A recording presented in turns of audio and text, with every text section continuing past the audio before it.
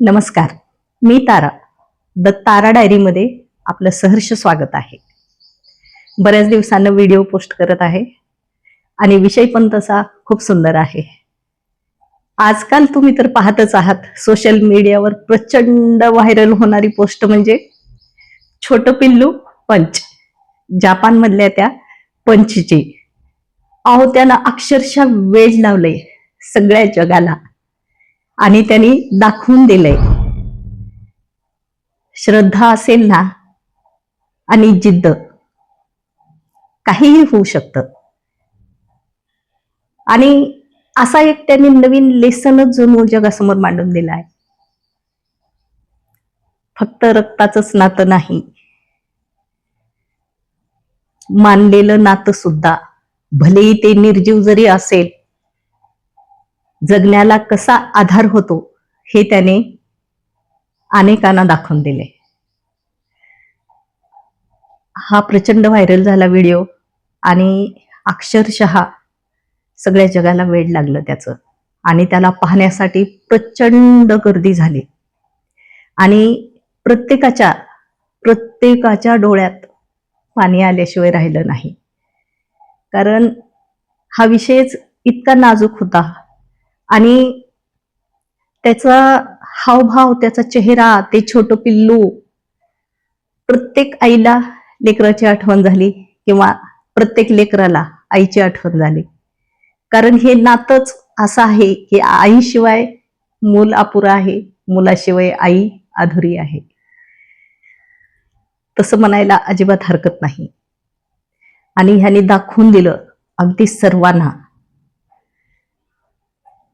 की माया काय असते आणि कसं जगलं जातंय. भलेही सगळ्यांनी नाकारलं, त्याच्या जन्मदात्या आईनी पण त्याला नाकारलं, पण तरीही तो जगायचं थांबलाच नाही. त्यांनी स्वतःचं जग शोधलं आणि कशात? एका सामान्य खेळणीमध्ये. आणि जगण्याला तो हारला नाही, पुढे गेला. तो कसं जगायचं हे त्यांनी सर्वांना दाखवून दिलं. अहो, छोटा प्राणी आहे छोटा, आणि त्यांनी दाखवून दिलं, सगळ्या जगाला लेसन घालून दिला. जगणं एकच वेळा असतं, जन्म हा एकदाच असतो आणि तो कसं जगलं पाहिजे, ते कसं जगलं पाहिजे हे त्यांनी दाखवून दिलं. हार मानायची नाही हे त्या छोट्या पिल्ल्यानी अख्ख्या जगाला शिकवलं. आणि प्रत्येकाचं मन त्याच्यासाठी प्रचंड, त्याला पाहायला अक्षरशः गर्दी झाली त्याला पाहायला. प्रत्येक जण तिथे जाऊन बघू लागला त्याला. आणि त्या ज्याला शक्य नाही तिथे जाऊन बघणं, प्रचंड रील मध्ये व्हायरल झाला तो. आणि सगळ्याच्या डोळ्यात पाणी आलं, हृदयात माया जागवली त्यांनी. आजकाल आपण पाहत असतो, अशी ही पिढी आहे, असे ही जनरेशन आहे सध्या. काही अडचण असेल तर त्याला जगणं नकोसं वाटतं किंवा ते इतरांना दोष देऊन रिकामे होतात की मला हे नाही म्हणून जगू शकलो नाही, किंवा ही अडचण आली त्यामुळं निराश झाला, हे झालं ते झालं.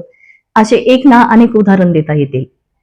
पण काहीच जन्मल्याबरोबर एका छोट्या बाळाला काय आई असते, अगोदर आईचा आधार असतो, आईच त्याला वाढवते. जर तेच मेन सपोर्टच नव्हता तरी पण तो जगला आणि एका निर्जीव खेळणीला त्याच्यामध्ये जणू त्यांनी जीव भरला, त्याच्या मायेचा, त्याच्या जगण्याची जी उम्मीद आहे ती त्यांनी त्या खेळण्यामध्ये पाहिली आणि तो जगला. मग अशा लोकांना मला हे सांगावंसं वाटतं, जे छोट्या छोट्या गोष्टींनी उमेद हारतात त्यांची जगण्याची, त्यांनी ह्या छोट्या पंचकडे पाहून जगायला नक्कीच शिकलं पाहिजे. जरुरी नाही की रक्ताचं नातंच सावरू शकेल, जरुरी नाही घरातली व्यक्ती सावरू शकेल किंवा जवळची व्यक्ती सावरू शकेल. कधी कधी दुरून आलेली, ओळख पाळख नसलेली ही व्यक्तीही तुम्हाला सावरू शकते, तुम्हाला जीवदान देऊ शकते. एक निर्जीव खेळणी ज्याच्यामध्ये काही जीव नाही, जो जीव त्यांनी स्वतःच्या मनाने संवेदनेने ओतला, अशी खेळणी एखाद्याचं आयुष्य सावरू शकते. मग तुम्हाला जगण्याची उमेद का नाही देऊ शकणार? त्या छोट्या पिल्ल्याकडे पाहून तरी तुम्ही जगायला शिका. सध्याच्या या सोशल मीडियाच्या जमान्यामध्ये ना, कधी काय होईल ते सांगताच येणार नाहीये. अहो, रील एवढी व्हायरल होण्यासाठी लोक किती आटापिटा करतात, काय काय करतात की प्रचंड व्हायरल होण्यासाठी. पण जर ओढ असेल, तगमग असेल जगण्याची समजा, किंवा कोणतंही तुम्ही जे कार्य करता त्याच्यामध्ये जर तुम्ही तुमचा जीव ओतून जीवतोड प्रयत्न केला, तर सक्सेस तुमच्या पायाशी असेल. आणि एवढं व्हायरल होऊन होऊन तर हवं कोण? एक पंच छोट माकडाचं पिल्लू आहे की नाही हसण्यासारखं? एक माकडाचं पिल्लू एवढं व्हायरल झालंय. तुम्ही आम्ही तर हो थोडेफार, पण माकडाचं पिल्लू एवढं प्रचंड व्हायरल होणं म्हणजे खरंच अद्भुत आहे. आणि मानलं मी या पिल्ल्याला, मनापासून मानलं. कारण जेव्हा मनुष्य असो, प्राणी असो, कुणी असो, जेव्हा सगळं संपतं, काहीच मार्ग राहत नाही त्याच्या पुढं जगण्याचा, काहीच मार्ग राहत नाही. पण असं नसतं. सोल्युशन असतं, मार्ग असतो, फक्त तो शोधता आला पाहिजे. मी म्हणणारे भले भले हारतात अशा गोष्टी पुढं, सुचतच नाही त्यांना की काय करावं. पण हा एक इतका सुंदर धडा दिलाय या माकडाच्या पिल्ल्याने ना, त्याने अजिबात कुणाचीच पर्वा केलेली नाही. त्याच्या अवतीभोवती होते माकड दुसरे, पण त्याने अजिबात त्यांचा विचार केलेला नाही. एखाद्याने त्याला खेळणी आणून दिली आणि त्या खेळणीला तो ओढतो, त्याच्यावर म्हणजे डोकं ठेवून झोपतो, त्याच्यावरच हात ठेवून खातो, त्याला पळवत नेतो इकडे तिकडे. आणि कोणते दुसरे माकड जर त्याला मागे लागले किंवा ढकलायले, तर तो पटकन येऊन, जसं एखादं छोटं मूल आईला मिठी मारतं, अगदी त्याप्रमाणे तो पटकन येऊन आपल्या आईला मिठी मारतो त्या खेळणीला. आणि त्या खेळणीमध्ये त्यांनी त्याचं विश्व शोधलं आणि जो मार्ग अजिबातच नव्हता